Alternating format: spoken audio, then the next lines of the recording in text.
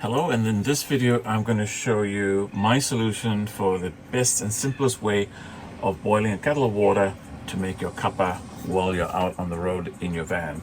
Now, like most campers, we've started off making our tea using a kettle over gas.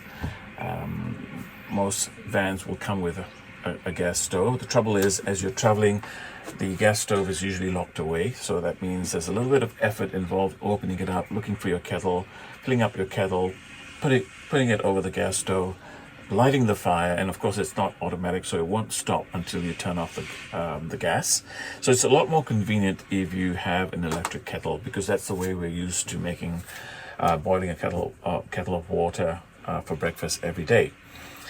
So this video is going to cover the best choice of kettle that I find I'd like to share with you, and it's also going to cover a point that, be sure if you do have an inverter of course provides you 240 volts out of your battery. If you have an inverter in your van, make sure that the power outlet is in a convenient location right next to where you need to use it. I've got power right next to the kitchen space, and I've also located my kettle right here on the bench top. It doesn't take up any space, and it's so convenient. You stop the van and you just pop this over with some hot water, flick the switch, and away it goes. It really boils down to these two types of kettles. This one here you can get from any store, and it's inexpensive, easily available. And this one here, I'll just turn it off.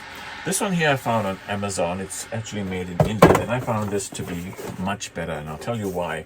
The main difference from my perspective is that I'd like to use devices that don't draw too much amperage. This thing draws 185 amps, which, if your system is wired for 200 amps, you might think, oh, that's fine. But you'd be surprised, even if you're wired at 200 amps, which I found that I blew a fuse, and that caused, an issue. I was out on the road, we were in Karajini, and went hunting around for a fuse, couldn't find a fuse, and so it was a bit of a disappointment.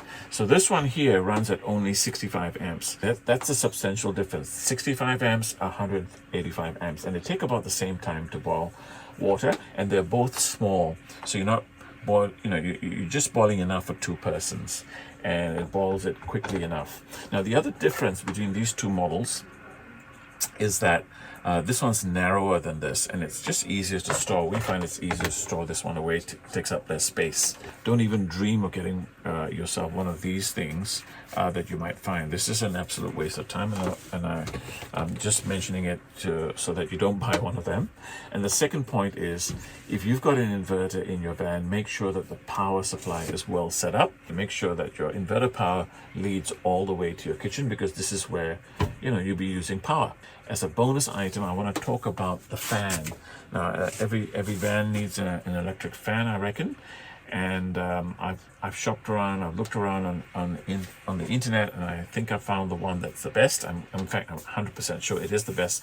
And there are lots of videos out there already on how to install this and why it's the best. So I won't cover that. I'll give the links below. You can watch some of the other YouTubers out there who talk about this great fan. I've placed it near the window, so this helps with ventilation.